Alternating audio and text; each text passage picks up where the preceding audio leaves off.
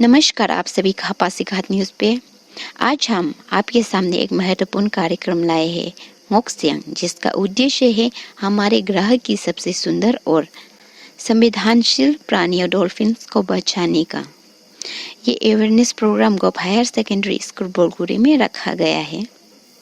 Dolphin, जिसको हम intelligent and playfulness के लिए जाना जाता है, इस प्रोग्राम के माध्यम से हमें पता चलेगा कि डॉल्फिन्स को कैसे बचाना है और डॉल्फिन को किन किन चीज़ों से प्रॉब्लम है। आप लोगों को पता है हमारे सियांग रिवर में भी डॉल्फिन्स रहता है, तो आइए एक झलक देखें। योंगसियांग पे कुछ ऐसी जानकारी के बारे में बताऊंगा जो शायद आप लोगों को पता नहीं है। कुछ ज्योग्राफिकल डिटेल्स हैं तो शायद थोड़ा सा बोर मिल सकता है, but I will try to make it as much interesting as you can see. So Brahmaputra Siang river का इकोसिस्टम इतना सिग्निफिकेंट है कि शायद इससे बड़ा सिग्निफिकेंट इकोसिस्टम किसी पार्ट में अगर इंडिया में देखें तो वहाँ पर नहीं मिलता। Apart from its cultural diversity and wilderness diversity, इसमें आपको कुछ ऐसे इंटीग्रल पार्ट्स मिलेंगे शायद इन टर्म्स ऑफ लैंडमार्क्स हो, लैंडफॉर्म हो, लाइक जमीन और पानी दोनों का जो मिश्रण है यहाँ पे, उसके बारे में भी शायद थोड़ी बहुत जानकारी आपको आज मिलेगी। आप देख सकते हैं डॉल्फिन्स ऑफ द बोरबुली रेंज। सो बेसिकली जो बोरबुली रेंज के डॉल्फिन्स है वहाँ के कुछ इम्पोर्टेंट एस्पेक्ट्स है, जैसे फर्स्ट में आते हैं ecological importance.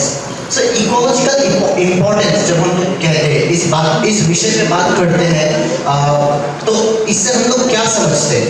First ecological basically is in a sense जो एक इकोसिस्टम है उनका। सो जो जब रिवर का इकोसिस्टम अच्छा रहेगा तभी क्रिएचर्स अच्छे रहेंगे, तभी क्रिएचर्स अच्छे से जिंदा रहेंगे, राइट। सो डॉल्फिन्स जो है they can serve as a good indicator for the healthy status of the river ecosystem।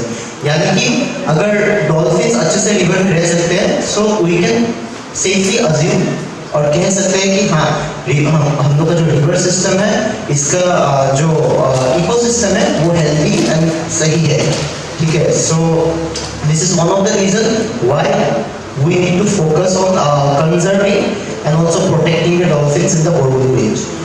That is chemical pollution।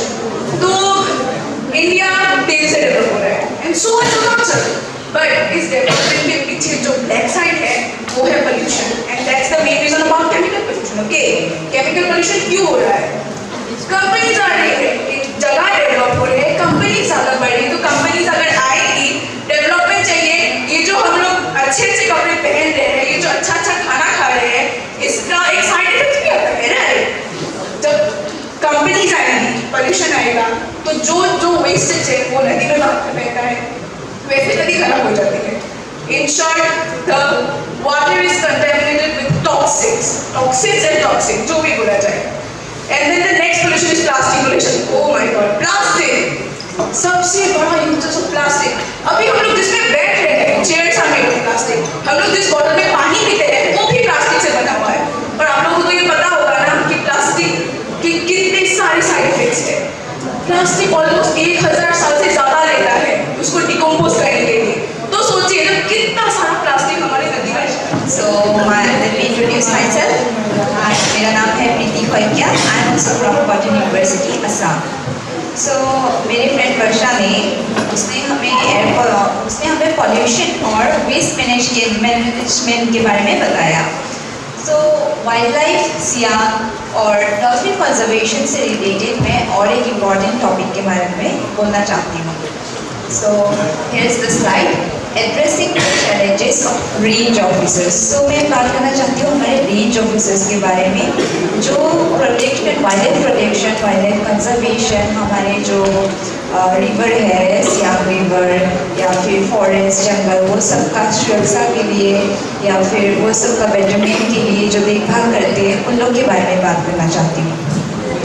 तो रेंज ऑफिसर्स जो वेल्युएबल एसेट है हमारा, फॉरेस्ट के इंचार्ज हैं, वो लोग का अपना काम करने के लिए भी उनको बहुत सारे चीज़ों का ज़रूरत होता है। उनके काम के एरिया में उनके पास रिसोर्सेज जो सामान है वो सब अच्छा होना चाहिए, तभी वो लोग अपने काम अच्छे से कर पाएंगे।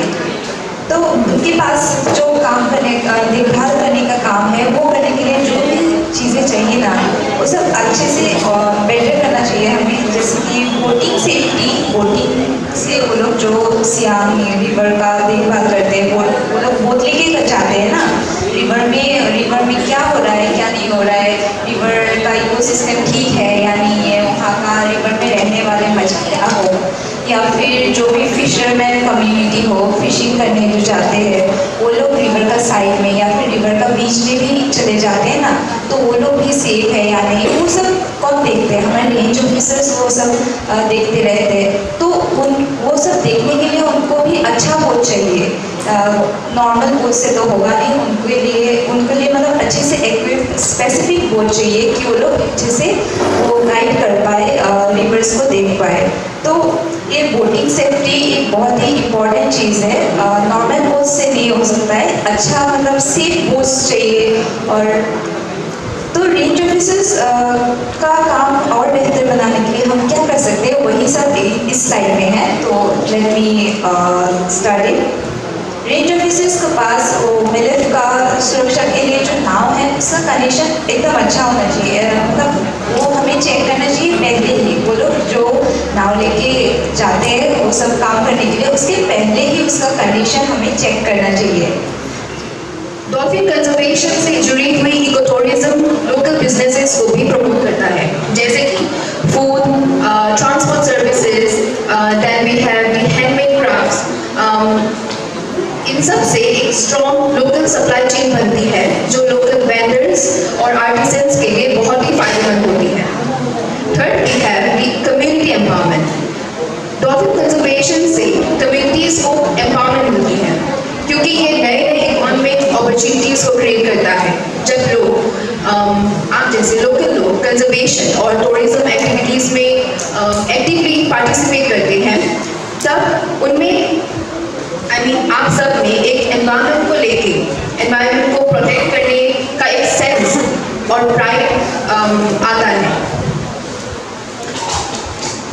Last we have employment opportunities for youth. Dolphin conservation से नए नए जॉब्स मिलते हैं, वी नो दैट, खासकर यंग लोगों के लिए, आप जैसे लोगों के लिए, फॉर यूथ, जैसे कि इको टूरिज्म हो गया, रिसर्च हो गया, एजुकेशनल प्रोग्राम्स जो मैरीन कंजर्वेशन पर फोकस करते हैं, वो यूथ को एम्प्लॉयमेंट। डॉल्फिन लगा मन बोना सी dolphin itu mulu ka kaman ito ko mulu ka si freshwater dolphin mulu patu kali itu dekadu deme posai ba lagi do deme kapan bisa posai ba lagi do ne deme de kajo ka potona dalo mulu kusering ipa lagi ma generator ipa lagi ma inverter ipa lagi ma enggak deh kapila inverter ipa lagi ma generator imam pa dan non kenma ilupa only after 3 years ko irobe me 3 years man 5 years ko irobe me Hungary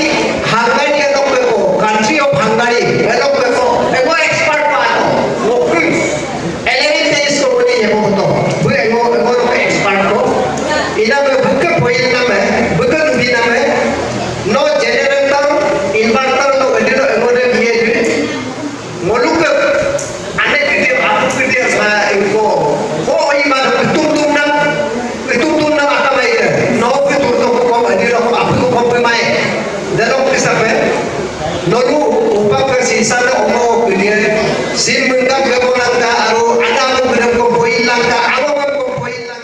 आपका नाम? मेरा नाम अंकिता शर्मा बॉर्डोलोई है। आप लोग कहाँ से आए? मैं गुवाहाटी असम से आई हूँ। आप लोग का ये जो इनिशिएटिव है आप लोग कब स्टार्टिंग किया है और कहाँ किया है? ये इनिशिएटिव हमने बहुत पहले स्टार्ट किया था। एक्चुअली 2 फाउंडर्स हैं, ल्यूक मरीना, उन्होंने स्टार्ट किया था यहीं से, अरुणाचल प्रदेश के बर्डोली डिस्ट्रिक्ट से, लेकिन 2 साल पहले। लेकिन जो हमारा इनिशिएटिव का मेन काम है वो हमने रिसेंटली स्टार्ट किया है। ज़्यादा मतलब ग्राउंड वर्क है, वो हमने वेबसाइट बनाया, फिर दूसरे ऑर्गेनाइजेशंस को अप्रोच किया और अभी हमारा मतलब जो इनिशिएटिव है वो फुल फ्लेज में हम कर रहे हैं। इस इनिशिएटिव पे आप लोग कहाँ रिप्रेजेंट किया है? हमने इस इनिशिएटिव को गुवाहाटी आसाम में, क्योंकि डॉल्फिन्स वहाँ पे भी मिलते हैं, आसाम के डिफरेंट डिस्ट्रिक्ट्स में वहाँ पे किया है। फिर अभी अरुणाचल प्रदेश यहाँ पे हम कर रहे हैं पासीघाट में। सो यही हम पूरा मेनली अरुणाचल प्रदेश और आसाम, लेकिन हम ये पूरा नॉर्थ ईस्ट में स्प्रेड करना चाहते हैं। ये जो मोक्सियांग का मेन मोटो क्या है? मेन मोटो है बायोडाइवर्सिटी, एनवायरनमेंट को सेव करना। और एनवायरनमेंट से स्पेसिफिकली जो रिवर है सियांग मतलब ब्रह्मपुत्र, ये जो रिवर है इस स्पेसिफिक जो मेराइन क्रीचर्स मिलता है, dolphin very rare, river dolphins तो बहुत ज़्यादा रेयर हो गए और उनका लाइफ बहुत एंडेंजर्ड हो गया है। इसलिए हम चाहते हैं कि ये रिवर डॉल्फिन जो है उनको सेव करना है हमें। तो आप लोग का मोक्सियांग का तरफ से आप ये जो हम लोग का व्यूअर्स थे, आप उसको क्या बोलना चाहिए? मैं यही बोलना चाहूँगी आपके व्यूअर्स को कि एनवायरनमेंट, नेचर जो है वो हमारी संपत्ति है। अगर नेचर नहीं है तो कुछ नहीं है। इसलिए नेचर को मतलब डिस्ट्रॉय करने की जगह अगर हम सेव कर सकते हैं, या सेव ना करके भी हम अगर उसको डिस्ट्रॉय ना कर सके तो छोटी छोटी चीज़ें हमको करनी चाहिए। जैसे कि कचरा, अगर चिप्स खाने के बाद पैकेट को हम डस्टबिन में फेंक सकते हैं, मतलब या फिर कहीं जहाँ तहाँ फेंकने से अच्छा, या फिर जब हम पिकनिक करने के लिए दूसरे रिवर स्पॉट्स में जाते हैं तो हमारा जो कचरा होता है वो हमको डायरेक्ट डस्टबिन में या फिर घर ले जाना चाहिए। लेकिन लोग क्या करते हैं, वही पिकनिक स्पॉट में सारा कचरा मस्ती करने के बाद सब मतलब फेंक के चले जाते हैं। ये हमें बिल्कुल नहीं करना है, क्योंकि आजकल जो हालत हो गया है रिवर साइड से सुंदर सुंदर जगहों का, वो बुरे से भी बदतर है। इसलिए हमें एक इनिशिएटिव लेना है, और नॉक्सियांग इनिशिएटिव यही प्रमोट करता है कि हमें जो हमारा नेचर है, बायोडाइवर्सिटी है, उन सबको सेव करना है, साफ़ सुथरा रखना है और उसको ज़्यादा बढ़ाना है।